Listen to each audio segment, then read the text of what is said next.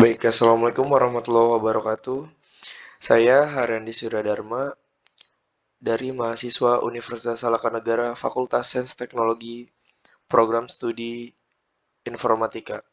Di sini saya akan menjelaskan tentang arsitektur komputer.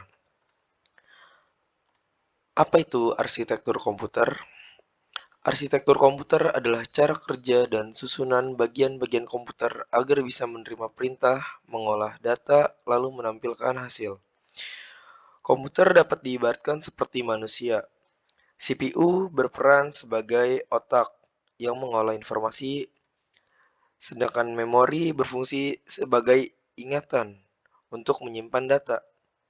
Perangkat input seperti keyboard dan mouse diibaratkan sebagai mata dan tangan yang menerima perintah, sementara perangkat output seperti layar dan speaker berfungsi seperti suara dan penglihatan untuk menampilkan hasil. Siapakah dia? Ini adalah John von Neumann. Ia penemu arsitektur von Neumann. Arsitektur yang digunakan oleh sebagian besar komputer pada saat ini. Arsitektur von Neumann menjelaskan cara kerja komputer secara sederhana. Data dimasukkan melalui input, lalu diproses oleh CPU sebagai otak komputer.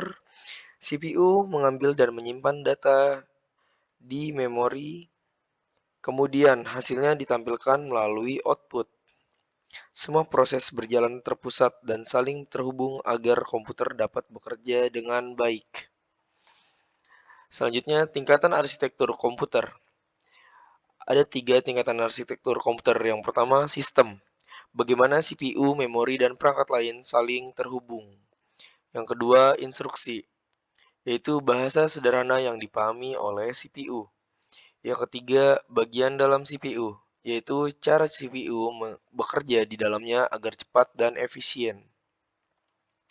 Komponen utama komputer.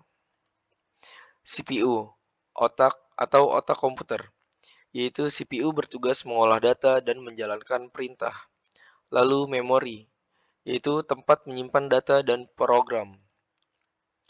Input atau output, seperti keyboard dan printer. Keyboard adalah inputnya dan outputnya adalah printer. Bus atau jalur penghubung antara bagian komputer.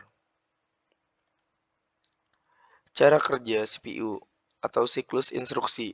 Yang pertama, ambil perintah, fetch, ambil instruksi dari memori, lalu pahami perintah atau decode, terjemahkan instruksi, lalu jalankan perintah, execute, lalu yang terakhir simpan hasil atau store ke memori.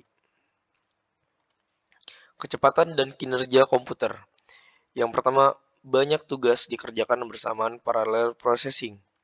Yang kedua, CPU-nya punya lebih dari satu inti atau multi-core processor. Yang ketiga, satu program bisa dibagi jadi beberapa bagian kecil atau multi-threading. Hasilnya ada 3 hasil, yaitu yang pertama, aplikasi terbuka cepat. Kedua, perpindahan antara aplikasi lebih halus. Yang ketiga, komputer tidak mudah hang atau nge-lag. Sekian, terima kasih.